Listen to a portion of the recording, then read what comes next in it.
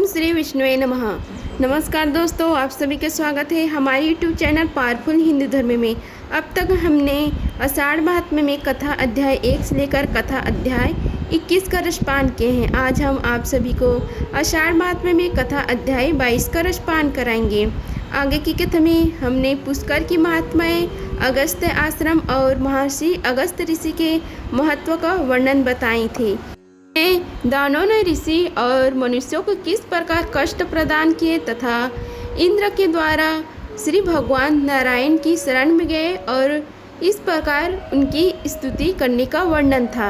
अब हम आप सभी को अध्याय 21 का रसपान कराते हैं, जिसमें देवता द्वारा श्री हरि नारायण की स्तुति का वर्णन है। देवता बोले, हे प्रभु, आप ही हमारे जन्मदाता और रक्षक हैं। आप ही संसार का भरण पोषण करने वाले हैं। चर और अचर संपूर्ण जगत की सृष्टि आपसे ही हुई है। हे कमल नयन, पूर्व काल में यह भूमि नष्ट होकर रसतल में चली गई थी। उस समय आपने ही वार रूप धारण करके संसार के हित के लिए इसका समुद्र से उद्धार किया था। हे पुरुषोत्तम, आदि दैत्य हिरण्यकश्यप बड़ा पराक्रमी था, तो भी आपने नरसिंह रूप धारण करके उसका वध कर डाला। इस प्रकार आपके बहुत से ऐसे अलौकिक कर्म हैं जिनकी गणना नहीं हो सकती। हे मधुसूदन, हम लोग भयभीत हो रहे हैं। अब आप ही हमारी गति है, इसलिए हे देवेश्वर, हम आपसे लोक की रक्षा के लिए प्रार्थना करते हैं। संपूर्ण लोगों की, देवताओं की तथा इंद्र की महान भय से रक्षा कीजिए। आपकी ही कृपा से अखंडज, द्वेषज, जरायुज और उद्भिज 4 भागों में बटी हुई संपूर्ण प्रजा जीवन धारण करती है। आपकी ही दया से मनुष्य स्वस्थ होंगे और देवताओं की हव्य कव्यों से तृप्ति होगी। इस प्रकार देव, मनुष्य आदि संपूर्ण लोग एक दूसरे के आश्रित हैं। आपके अनुग्रह से इन सब का उद्योग शांत हो सकता है तथा आपके द्वारा ही इनकी पूर्णतः ही रक्षा होनी संभव है। हे भगवान, संसार के ऊपर बड़ा भारी भय आ पहुँचा है। पता नहीं कौन रात्रि में जा जाकर ब्राह्मणों को वध कर डालता है। ब्राह्मणों का क्षय हो जाने पर समूची पृथ्वी का नाश हो जाएगा। अतः हे महाबाहो, हे जगतपते, आप ऐसी कृपा करें जिससे आपके द्वारा सुरक्षित होकर इन लोगों का विनाश न हो। श्री हरि नारायण बोले कि हे देवताओं, मुझे प्रजा के विनाश का सारा कारण मालूम है। मैं तुम्हें भी बताता हूँ, निश्चित होकर सुनो। काल के नाम से विख्यात जो दानों का समुदाय है वो बड़ा निष्ठुर है। उन दानों ने ही परस्पर मिलकर संपूर्ण जगत को कष्ट पहुँचाना आरंभ किया है। वे इंद्र के द्वारा वृत्तासुर को मारा गया देख अपनी जान बचाने के लिए समुद्र में घुस गए थे। नाना प्रकार के ग्रसों से भरे हुए भयंकर समुद्र में रहकर वे जगत का विनाश करने के लिए रात में मुनियों को खा जाते हैं। जब तक वे समुद्र के भीतर छिपे रहेंगे तब तक उनका नाश होना असंभव है। इसलिए अब तुम समुद्र को सुखाने का कोई उपाय सोचो। पुलस्त्य जी कहते हैं कि भगवान श्री हरि विष्णु के ऐसे वचन सुनकर देवता ब्रह्म जी के पास आकर वहाँ से महर्षि अगस्त्य के आश्रम पर गए। वहाँ पर पहुँचकर उन्होंने मित्र वरुण के पुत्र परम तेजस्वी महात्मा अगस्त्य ऋषि को देखा। अनेकों ऋषि उनके सेवा में लगे थे। उनमें प्रमाद का लेस भी नहीं था। वे तपस्वी की राशि जान पड़ते थे। ऋषि लोग उनके अलौकिक कर्मों की चर्चा करते हुए उनकी स्तुति कर रहे थे। देवता बोले, हे महर्षि, पूर्व काल में जब राजा नसु के द्वारा लोगों को कष्ट पहुंचा रहा था, उस समय आपने संसार के हित के लिए उन्हें इंद्र पद से भ्रष्ट किया और इस प्रकार लोक का कांटा दूर करके आप जगत के आश्रयदाता हुए। जिस समय पर्वतों में श्रेष्ठ विंध्याचल सूर्य के ऊपर क्रोध करके बढ़कर बहुत ऊंचा हो गया था, उस समय आपने ही उसे नतमस्तक किया। तब से आज तक आपकी आज्ञा का पालन करता हुआ वह पर्वत बढ़ता नहीं। जब सारा जगत अंधकार से आच्छादित था और प्रजा मृत्यु से पीड़ित होने लगी, उसी समय आपको ही अपना रक्षक समझकर प्रजा आपकी शरण में आई और उसे आपके द्वारा परम आनंद एवं शांति की प्राप्ति हुई। जब जब हम लोगों पर भय का आक्रमण हुआ तब तब सदा ही आपने हमें शरण दी है। इसलिए आज भी हम आपसे एक वर की याचना करते हैं। आप वरदाता हैं, अतः हमारी इच्छा पूर्ण कीजिए। भीष्म जी ने पूछा, हे महामुने, क्या कारण था जिससे विंध्य पर्वत सहसा क्रोध से मूर्छित होकर बढ़कर बहुत ऊंचा हो गया था? पुलस्त जी कहे, सूर्य प्रतिदिन उदय और अस्त के समय स्वर्णमय महापर्वत गिरिराज मेरु की परिक्रमा किया करते हैं। एक दिन सूर्य को देखकर विंध्याचल ने उनसे कहा, हे भास्कर, जिस प्रकार आप प्रतिदिन मेरी पर्वत की परिक्रमा किया करते हैं उसी प्रकार मेरी भी कीजिए। यह सुनकर सूर्य ने गिरिराज विंध्याचल से कहा, हे शयन, मैं अपनी इच्छा से मेरु की परिक्रमा नहीं करता। जिन्होंने इस संसार की सृष्टि की है उस विधाता ने ही मेरे लिए वह मार्ग नियत कर दिया है।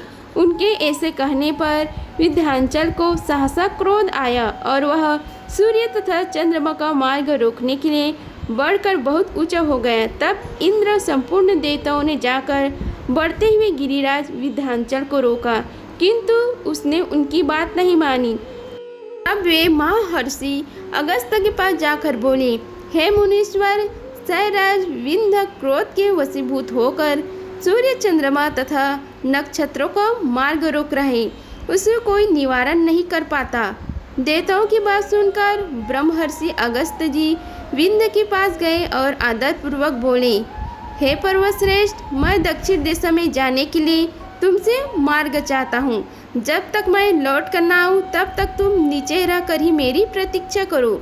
मुनि की बात मानकर विंध्याचल ने वैसे ही किया। महर्षि अगस्त्य दक्षिण दिशा से आज तक नहीं लौटे। इसी से विंध्याचल पर्वत अब नहीं बढ़ता।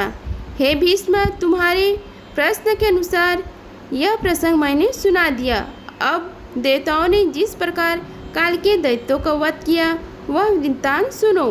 देवताओं के वचन सुनकर महर्षि अगस्त्य ने पूछा, आप लोग किस लिए यहाँ आए हैं और मुझसे क्या वरदान चाहते हैं? उनके इस प्रकार पूछने पर देवताओं ने कहा, हे महात्मन, हम आपसे एक अद्भुत वरदान चाहते हैं। हे महर्षि, आप कृपा करके इस जल को पी जाइए। आपके ऐसे करने पर हम लोग देवद्रोही काल के नामक दानवों को उनके सगे संबंधियों सहित मार डालेंगे। हे महर्षि ने कहा, बहुत अच्छा देवराज, मैं आप लोगों की इच्छा पूर्ण करूंगा। ऐसा कहकर वे देवताओं और तप सिद्ध मुनियों के साथ जल निधि समुद्र के पास गए। उनके इस अद्भुत कर्म को देखने की इच्छा से बहुतेरे मनुष्य, नाग, गंधर्व, यक्ष और किन्नर भी उन महात्मा के पीछे पीछे गए। महर्षि सहसा समुद्र के तट पर जा पहुँचे। समुद्र भीषण गर्जना कर रहा था। वह अपने उताल तरंगों से नृत्य करता हुआ सा जान पड़ता था।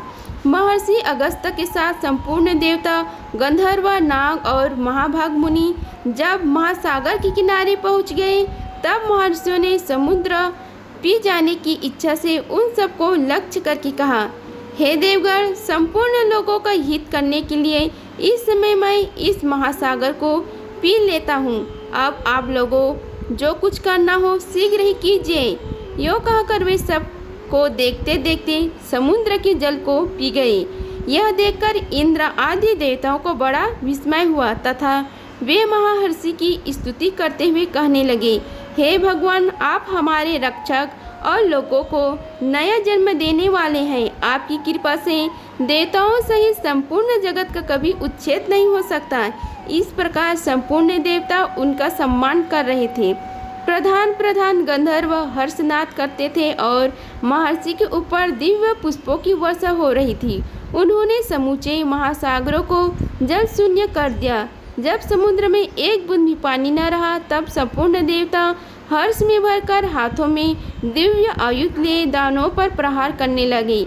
महाबली देवताओं का वेग असुरों के लिए असह्य हो गया। उनकी मार खाकर भी वे भीमकाय दानव तो घड़ी तक घमासान युद्ध करते रहे, किंतु वे पवित्र आत्मा मुनियों की तपस्या से दग्ध हो चुके थे। इसलिए पूर्ण शक्ति लगाकर यत्न करते रहने पर भी देवताओं के हाथ से मारे गए। जो मरने से बच रहे वे पृथ्वी फाड़कर पाताल में घुस गए। दानवों को मारा गया देख देवताओं ने नाना प्रकार के वचनों द्वारा मुनि श्रेष्ठ अगस्त्य का स्तवन किया तथा इस प्रकार कहा। देवता बोले, हे महाभाग, आपकी कृपा से इस संसार के लोगों को बड़ा सुख मिला। काल के दानव बड़े ही क्रूर और पराक्रमी थे, वे सब आपकी शक्ति से मारे गए। लोक रक्षक महर्षि, अब इस समुद्र को भी भर दीजिए। आपने जो जल पी लिया है वह सब इसमें वापस छोड़ दीजिए। उसके ऐसे कहने पर मुनि श्रेष्ठ अगस्त्य जी बोले, वह जल तो मैंने पचा लिया, अब समुद्र को भरने के लिए आप लोग कोई दूसरा उपाय सोचे। महर्षि की बात सुनकर देवताओं को विस्मय भी हुआ और विषाद भी। वह इकट्ठे हुए सब लोग एक दूसरे की अनुमति ले मुनिवर अगस्त्य जी को प्रणाम करके जैसे आए थे वैसे ही लौट गए। देवता लोग समुद्र को भरने के विषय में परस्पर विचार करते हुए ब्रह्म जी के पास गए। वहां पहुंचकर उन्होंने हाथ जोड़कर ब्रह्म जी को प्रणाम किया और समुद्र को पुनः भरने का उपाय पूछा। तब लोक पितामह ब्रह्म ने उनसे कहा, हे देवताओं, तुम सब लोग इच्छानुसार अपने अपने अभीष्ट स्थान को लौट जाओ। अब बहुत दिनों के बाद समुद्र अपनी पूर्व स्थान को प्राप्त होगा। महाराज भागीरथ अपने कुटुंबी जनों को तारने के लिए गंगा जी को लाएंगे और उन्हीं के जल से पुनः समुद्र को भर देंगे। ऐसे कहकर ब्रह्म जी ने देवताओं और ऋषियों को भेज दिया।